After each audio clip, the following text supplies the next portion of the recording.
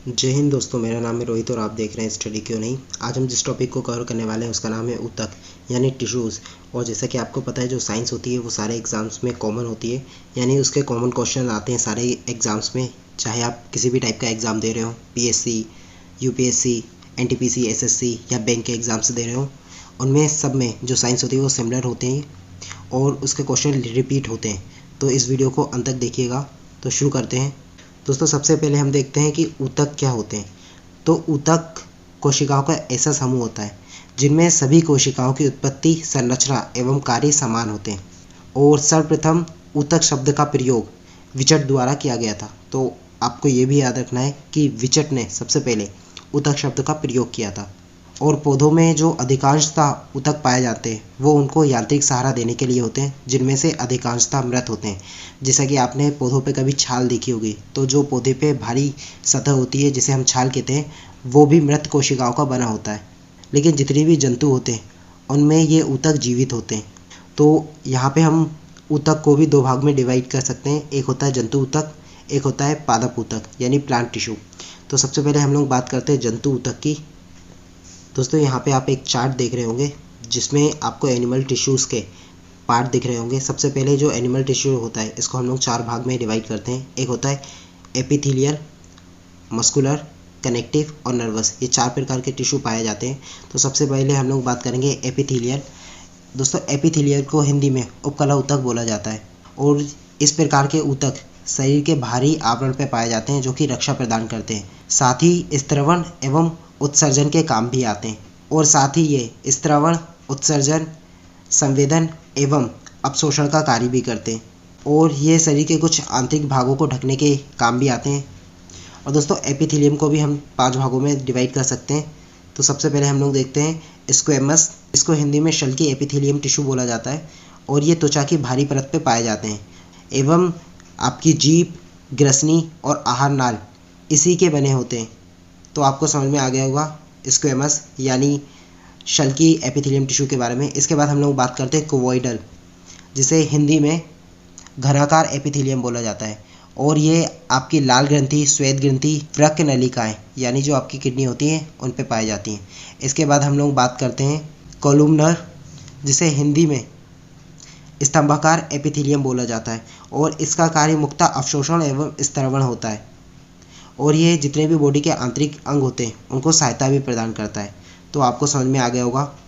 इसके बाद हम लोग बात करते हैं सिलिएटेड, जिसे हिंदी में रोमक एपिथेलियम टिश्यू भी बोला जाता है। और रोमक से आप समझ ही गए होंगे कि इसकी जो मुक्त सतह होती है उस पर रोम पाए जाते हैं, जैसे कि अंडवाहिनी, श्वसन नली एवं मुख हुआ, इनमें इस टाइप के टिश्यू पाए जाते हैं। इसके बाद एक और टिश्यू दिया है यहाँ पे ग्लैंडुलर। तो दोस्तों, ग्लैंड से आप समझ गए होंगे, जितनी भी आपकी ग्लैंड होती हैं उनका निर्माण इन्हीं टिश्यू से होता है। तो यहाँ पे आपका एपिथेलियल टिश्यू समाप्त होता है, यानी जो आपकी उपकला ऊतक है वो समाप्त होती है। इसके बाद हम लोग बात करते हैं दोस्तों मस्कुलर टिश्यू, यानी आपके जो पेशी ऊतक होते हैं उनकी बात करते हैं। तो जो पेशी ऊतक होते हैं ये आपकी गति प्रदान करने के लिए इम्पोर्टेंट होते हैं, यानी आपकी गति के लिए इम्पोर्टेंट होते हैं। एवं ये संकुचनशीलता है यानी उसको कॉन्ट्रैक्ट एवं रिलैक्सेशन के लिए भी इम्पोर्टेंट होते हैं। और मानव शरीर के लगभग 40 से लेके 50% ऊतक जो होते हैं इसी प्रकार के होते हैं, या फिर आपके शरीर का लगभग 40 से लेके 50% भाग इन्हीं ऊतकों का बना होता है। इसी के साथ मैं बता दूं, कोई जो मानव शरीर होता है इसमें सबसे मजबूत जो मांसपेशियां होती हैं वो आपकी जबड़े की मांसपेशियां होती हैं। और यहाँ पे हम लोग मस्कुलर को भी 3 पार्ट में डिवाइड कर सकते हैं। पहला होता है स्ट्रेट, दूसरा होता है नॉट स्ट्रेट और तीसरा होता है कार्डियक। अगर इसको हम लोग दूसरे नामों से देखें तो पहला होता है वॉलेंट्री, दूसरा होता है नॉन वॉलेंट्री और तीसरा होता है कार्डियक। यानी हिंदी में अगर हम लोग इनको देखना चाहें तो पहला होता है रेखित या ऐच्छिक ऊतक, दूसरा होता है अरेखित या अनैच्छिक ऊतक और तीसरा होता है हृदय पेशी। तो आपको समझ में आ गया। तो बात करते हैं हम लोग सबसे पहले रेखित या ऐच्छिक पेशियों की। दोस्तों, जो रेखित पेशी होती है वो जंतुओं के कंकाल में पाया जाता है और इनमें ऐच्छिक गति होती है, जिसके कारण इन्हें ऐच्छिक पेशियां भी कहा जाता है, जैसा कि मैंने आपको बताया। और जो ये पेशियां होती है ये तंत्रिका द्वारा उत्तेजित होती हैं। इसके बाद हम लोग बात करते हैं नॉन वॉलेंट्री की। इनका संकुचन यानी इनका जो कार्य होता है वो इच्छा अनुसार नहीं होता है, इसलिए इन्हें अनैच्छिक पेशियां भी कहा जाता है। जैसे कि जो आपकी आइरिस होती है, भृषण होता है यानी टेस्टिस होती है, मूत्राशय होती है, रक्तवाहिनी होती है, ये वहाँ पे पाए जाते हैं। और आहार नाल में जो भोजन आपके गले से आपके पेट में जाता है वो इन्हीं पेशियों के द्वारा जाता है। तो आपको समझ में आ गई होगी। तीसरी बात हम लोग करें तो कार्डियक टिश्यू यानी हृदय पेशी। जो हृदय पेशी होती है वो हृदय भित्ति में बनती है और इनमें अनुप्रस्थ धारियाँ भी पाई जाती हैं।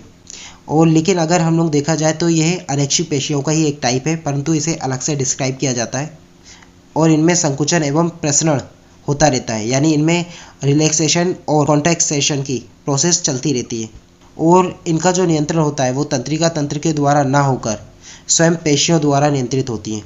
तो यहाँ पे आपका मस्कुलर टिश्यू भी खत्म हुआ। इसके बाद हम लोग बात करते हैं कनेक्टिव टिश्यू की। तो दोस्तों जो कनेक्टिव टिश्यू होता है इसको हम लोग संयोजी ऊतक बोलते हैं। और इस प्रकार के ऊतक शरीर के जितने भी ऊतक होते हैं या अंग होते हैं उनको आपस में जोड़ने का काम करता है और शरीर को या फिर शरीर के अंग को आकार प्रदान करता है। और जो ब्लड होता है वो भी एक प्रकार का संयुक्त ऊतक होता है, यानी कनेक्टिव टिश्यू होता है। तो इसको भी हम लोग कई पार्ट में डिवाइड कर सकते हैं, जैसे कि इसको हम लोगों ने 5 पार्ट में डिवाइड किया है। तो हम इनके बारे में भी पढ़ेंगे। सबसे पहले हम लोग बात करते हैं एरियोलर। दोस्तों जो एलियोरल होता है इन्हें हम लोग लचीले संयोजी ऊतक भी कहते हैं और इसको हिंदी में भी एरियोलर ही कहा जाता है। और दोस्तों इसके बाद हम लोग बात करें रेगुलर कनेक्टिव टिश्यू। तो ये 2 प्रकार के होते हैं, एक होता है टेंडन, दूसरा होता है लिगामेंट। तो दोस्तों जो टेंडन होता है वो घना मजबूत तंतुमय ऊतक होता है जो कि पेशियों को अस्थि अथवा दूसरी मांसपेशियों से जोड़े रखता है। तो आपको टेंडन का समझ में आ गया होगा। इसके बाद हम लोग बात करें लिगामेंट। दोस्तों जो लिगामेंट होता है ये एक घना तंतुमय संयोजी ऊतक है। ये अस्थि को जोड़ने का काम करता है और ये अस्थि के जोड़ों पे पाया जाता है। और इन्हीं ऊतकों के कारण हम अपने पैर, गर्दन और उंगलियों को आसानी से घुमा पाते हैं। तो आपको लिगामेंट भी समझ में आ गया होगा। इसके बाद हम लोग बात करते हैं एडिपोज की, कि एडिपोज टिश्यू क्या होता है। इसे इंग्लिश में वसा संयोजी ऊतक बोलते हैं और ये ऊतक त्वचा के नीचे तथा किडनी के चारों तरफ पाया जाता है। और ये वसा का संश्लेषण, संग्रह एवं उपापचय करता है। और जितने भी ध्रुवीय प्रदेश में रहने वाले लोग होते हैं, यानी जितने भी ठंड में रहने वाले लोग होते हैं, उनमें जो एडिपोज टिश्यू यानी वसा ऊतक होता है उसकी क्वांटिटी यानी उनकी संख्या कुछ ज़्यादा पाई जाती है, जिससे उनके शरीर का जो ताप है वो मेंटेन हो सके, यानी वो अपने ताप को बनाए रखें। तो आपको एडिपोज भी समझ में आ गया होगा। तो इसके बाद हम लोग बात करते हैं स्केलेटल, यानी जिसे हिंदी में कंकाल ऊतक बोलते हैं। तो जो कंकाल ऊतक होता है ये शरीर के अन्य ऊतकों को और शरीर को सहारा प्रदान करता है और उन्हें मजबूती से जोड़े रखता है। और यह शरीर का अंतःकंकाल बनाता है, जो कि कशेरू जंतुओं का विशेष लक्षण है। कशेरू मतलब जिनके पास मेरुदंड पाया जाता है, उनका विशेष लक्षण है।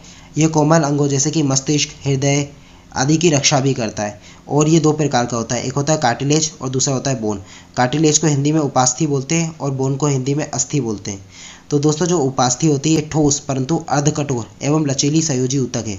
और इनमें जो मैट्रिक्स पाया जाता है उसकी रचना कॉर्डिन नामक प्रोटीन से होती है। तो आपको समझ में आ गया होगा कार्टिलेज यानी उपास्थि के बारे में। इसके बाद हम लोग बात करते हैं बोन की, यानी अस्थि ऊतक की। तो ये एक ठोस, दृढ़ एवं मजबूत संयोजी ऊतक होता है। और जो अस्थि का मैट्रिक्स होता है यह फॉस्फेट, सल्फेट, कार्बोनेट और कैल्शियम तथा मैग्नीशियम के फ्लोराइड लवणों का समृद्ध है, यानी ये सारे लवण इसमें पाए जाते हैं। क्योंकि आपको पता है कि जो हमारी अस्थि होती है वो कैल्शियम, फॉस्फेट, मैग्नीशियम इन सब पदार्थों से मिलकर बनी होती है। और दोस्तों जितनी भी मोटी एवं लंबी अस्थियां होती हैं उनके बीच में एक गुहा पाई जाती है जिसमें मेरो भरा होता है, जिसे हम लोग बोन मेरो कहते हैं, या फिर हिंदी में जिसे हम लोग अस्थि मज्जा कहते हैं। और इन्हीं अस्थि मज्जा में रक्त का निर्माण होता है। इनमें मुख्यतः 2 प्रकार की अस्थि मज्जा पाई जाती है, एक लाल और एक पीली। तो दोस्तों जो लाल अस्थि मज्जा होती है इससे रेड ब्लड सेल्स यानी लाल रुधिर कणिकाओं का निर्माण होता है। और जो येलो बोन मेरो होती है इससे वाइट ब्लड सेल का निर्माण होता है, यानी श्वेत रक्त कणिकाओं का निर्माण होता है। तो आपको ये भी याद रखना है। इसके बाद हम लोग बात करते हैं फ्लूइड यानी वस्कुलर टिश्यू की। तो दोस्तों जो फ्लूइड होता है वो भी एक संयोजी ऊतक है। और फ्लूइड में मुख्यतः हम लोग ब्लड और लिम्स पढ़ते हैं। और दोस्तों मैंने ब्लड और लिम्स यानी हम लोगों ने ब्लड के स्ट्रक्चर के ऊपर भी एक वीडियो बनाई है, तो उस वीडियो को भी ज़रूर देखिएगा। उसके लिंक आपको डिस्क्रिप्शन में मिल जाएगी। और जैसे ही वीडियो एंड होगी तो लिंक के साथ वो वीडियो आपके स्क्रीन पर आ जाएगी। आप सिर्फ टच करके उस वीडियो पर सीधे जा सकते हैं और उसको देख सकते हैं। और मैंने ब्लड के ऊपर एक वीडियो भी बनाई है जिसमें मैंने ऑलमोस्ट 17 क्वेश्चंस जो कि प्रीवियस एग्जाम्स में आ चुके हैं उनको कवर किया है। कई बच्चे उसको देख चुके हैं, तो आप भी उस वीडियो को जरूर देखिएगा। उसकी भी लिंक आपको डिस्क्रिप्शन और आपके वीडियो के एंड में मिल जाएगी। तो दोस्तों जो फ्लूइड होते हैं इनमें 2 प्रकार के, जैसे कि मैंने बताया, ब्लड और लिम्फ होते हैं। और इसमें मैं नहीं बताऊँगा क्योंकि मैंने उस वीडियो में इसको अच्छे से कवर किया था, तो आप वो देखिए। और दोस्तों जो आपका अगला टिश्यू है वो है नर्वस टिश्यू यानी तंत्रिका ऊतक। और दोस्तों जो तंत्रिका ऊतक होती है ये विशेष प्रकार की कोशिकाओं से बनी होती हैं जिन्हें तंत्रिका कोशिकाएं या न्यूरॉन कहा जाता है। और दोस्तों जो न्यूरॉन होते हैं वो तंत्रिका तंत्र के क्रियात्मक इकाई होती है। और जो आपके मस्तिष्क, मेरुरज्जु और तंत्रिकाएं होती हैं ये सभी तंत्रिका ऊतक की बनी होती हैं और ये शरीर के सभी अंग एवं उनके कार्यों को संपादित करती है या फिर उनमें संपादन को स्थापित करती है, यानी उनके कार्यों को देखती है और उसको नियंत्रित करती है। और जो तंत्रिका कोशिका होती हैं वो संवेदनाओं को एक स्थान से दूसरे स्थान पर ले जाने का कार्य भी करती हैं। और दोस्तों मैंने तंत्रिका तंत्र के ऊपर भी एक वीडियो बनाई है, तो आप उसको अवश्य देखिएगा, वो भी आपके एग्जाम के लिए इम्पोर्टेंट है। और दोस्तों सबसे इम्पोर्टेंट बात, जो तंत्रिका कोशिका होती हैं वो 1 मीटर तक लंबी हो सकती हैं, तो आपको ये भी याद रखना है। और जो तंत्रिका ऊतक होते हैं इनसे मस्तिष्क और मेरुरज्जु बनते हैं, यानी जो आपका ब्रेन और स्पाइनल कॉर्ड होती है वो दोनों आपकी तंत्रिका ऊतक से मिलकर बनी होती है। तो दोस्तों यहाँ पे आपका जंतु ऊतक समाप्त हुआ यानी एनिमल टिश्यू समाप्त हुआ। अब हम देखते हैं प्लांट टिश्यू के बारे में यानी पादप ऊतकों के बारे में। तो दोस्तों जैसा कि हम लोगों ने जंतु ऊतकों के बारे में पढ़ा यानी हम लोगों ने एनिमल टिश्यूज़ के बारे में पढ़ा, सेम हम लोग पादप टिश्यू के बारे में भी वैसे ही पढ़ेंगे। दोस्तों जो पादप ऊतक होते हैं या प्लांट टिश्यू होते हैं इनको विभाजन की क्षमता के आधार पर हम 2 वर्गों में बांटते हैं। एक होता है विभाज्योतिकी ऊतक और दूसरा होता है स्थायी ऊतक। तो इन दोनों ऊतकों के बारे में हम लोग पढ़ेंगे। तो सबसे पहले हम लोग बात करते हैं विभाज्योतक ऊतक के बारे में। जो इसका मुख्य कार्य होता है वो कोशिका विभाजन द्वारा नई कोशिकाओं का निर्माण करना होता है और इसके कारण जो पौधों की लंबाई और मोटाई होती है उसमें बढ़ने में सहायता मिलती है। और जो पौधा होता है उसकी जड़ और जो पौधे का शीर्ष भाग होता है उन पे ये ऊतक अधिकांशतः पाए जाते हैं। जो इनकी कोशिकाएं होती हैं वो अत्यधिक क्रियाशील होती हैं तथा इसकी कोशिका भित्ति पतली होती है। ये आपस में संगतता से जुड़ी रहती है, इसलिए इसमें अंतर कोशिका स्थान नहीं होता है, यानी इनमें कोई भी गैप नहीं पाया जाता। और इन कोशिकाओं में एक स्पष्ट केंद्रक पाया जाता है और उसी के साथ कोशिका द्रव भी पाया जाता है। तो आपको विभाज्योतिकी ऊतक के बारे में पता चल गया होगा, यानी मेरिस्टेमेटिक टिश्यू के बारे में आपको पता चल गया होगा। इसके बाद हम लोग बात करते हैं स्थायी ऊतक यानी परमानेंट टिश्यूज़। दोस्तों जो स्थायी ऊतक होते हैं वो विभाज्योतक यानी जो मेरिस्टेमेटिक टिश्यूज़ होते हैं उनके द्वारा ही बनते हैं, परंतु उनमें विभाजन की क्षमता जब समाप्त हो जाती है तो स्थायी टिश्यू बन जाते हैं। और जो स्थायी टिश्यू होते हैं वो एक निश्चित आकार के होते हैं और जो परमानेंट टिश्यू होते हैं यानी स्थायी ऊतक होते हैं वो जीवित एवं मृत दोनों प्रकार के होते हैं। और इनकी कोशिकाओं का आकार अपेक्षाकृत अधिक बड़ा होता है और इनमें रसधानी युक्त कोशिका द्रव पाया जाता है। और स्थायी ऊतक को भी हम लोग 2 भाग में बांट सकते हैं। एक होता है सरल ऊतक जिसे सिंपल टिश्यू बोला जाता है, एक होता है जटिल ऊतक यानी कॉम्प्लेक्स टिश्यू। तो दोस्तों जो सरल ऊतक होते हैं इनमें वह सारे ऊतक आते हैं जो कि एक सामान्य कार्य को करते हैं, यानी जो वो कार्य करते हैं वो समान होते हैं और ये समान प्रकार की कोशिकाओं से निर्मित होते हैं। और सरल कार्य करने के कारण और समान कार्य करने के कारण इनको सरल ऊतक कहते हैं। इन्हें भी हम 3 भागों में देख सकते हैं। एक होता है मधुतक, स्थूल कोण और दृढ़ ऊतक। तो सबसे पहले हम लोग बात करते हैं मृदु ऊतक की। तो दोस्तों जो मृदु ऊतक होता है ये पौधों का संरक्षण करता है और पत्तियों में भोजन निर्माण करता है और इसी के साथ साथ उत्सर्जी पदार्थ जैसे कि गोंद, रेजिन और टेनिन आदि को भी संचित करता है। तो आई होप आपको समझ में आ गया होगा। इसके बाद हम लोग बात करते हैं स्थूल कोण। तो जो स्थूल कोण ऊतक होते हैं ये पौधों को यांत्रिक सहारा देने के साथ साथ हरित लवक की उपस्थिति में भोजन का निर्माण भी करते हैं। तो आपको ये भी समझ में आ गया होगा। अब बात करते हैं हम लोग दृढ़ ऊतक की। तो दोस्तों जो दृढ़ ऊतक होते हैं वो रेशेदार जितने भी पौधे होते हैं उनमें प्रचुर मात्रा में पाए जाते हैं। यह पौधों को यांत्रिक सहारा प्रदान करते हैं और ये पौधों के आंतरिक भागों के साथ साथ उसके बाह्य यानी बाहरी भाग की भी रक्षा करते हैं। तो यहाँ पे आपका सरल ऊतक समाप्त हुआ। इसके बाद हम लोग बात करते हैं जटिल ऊतक यानी कॉम्प्लेक्स टिश्यू। तो दोस्तों जो जटिल ऊतक होते हैं ये एक से अधिक कोशिकाओं के बने होते हैं और ये सब एक साथ मिलकर एक इकाई के रूप में कार्य करते हैं। ये जल, खनिज एवं तैयार भोजन को पौधे के विभिन्न भाग में पहुंचाने का कार्य करते हैं और इन्हें भी हम लोग 2 भाग में बांट सकते हैं। एक होता है जाइलम और एक होता है फ्लोएम। और दोस्तों जो जाइलम का मुख्य कार्य होता है वो भूमिगत जल को यानी जो पानी होता है और उसमें जितने भी लवण पाए जाते हैं उसको अवशोषण करके पौधे के विभिन्न भाग में पहुंचाना होता है और ये पौधों को यांत्रिक सहारा भी प्रदान करता है और इसे जल संवहन ऊतक भी कहा जाता है। तो आपको जाइलम समझ में आ गया होगा। इसके बाद हम लोग बात करते हैं फ्लोएम की। तो जो दोस्तों जो फ्लोएम होता है वो जीवित ऊतक होता है और ये भोजन को पत्तियों से पौधे के विभिन्न भागों तक ले जाता है। और दोस्तों कभी यदि किसी वृक्ष का फ्लोएम नष्ट हो जाता है तो जो पत्तियों द्वारा भोजन बनाया जाता है वो जड़ों तक नहीं जाता और जिसके कारण पौधा धीमे धीमे सूख कर नष्ट हो जाता है। तो दोस्तों यहाँ पे आपका जटिल ऊतक भी समाप्त हुआ। और इसके बाद हम लोग कुछ इंपॉर्टेंट टॉपिक जो आपके लिए इंपॉर्टेंट है उनको भी देखते हैं। दोस्तों ऊतक तंत्र क्या होते हैं? जब एक या एक से अधिक ऊतक मिलकर किसी कार्य को संपन्न करते हैं तो ऊतक के इस समूह को ऊतक तंत्र कहते हैं। इसी के द्वारा कार्य संपन्न होता है। और पौधों में ये 3 प्रकार के होते हैं। एक होता है भारी त्वचा का ऊतक, भरण ऊतक और तीसरा होता है संवहन ऊतक। तो सबसे पहले हम लोग बात करते हैं भारी त्वचा ऊतक की। दोस्तों जो भारी त्वचीय ऊतक होता है ये सुरक्षा प्रदान करता है, जल की हानि को भी रोकता है।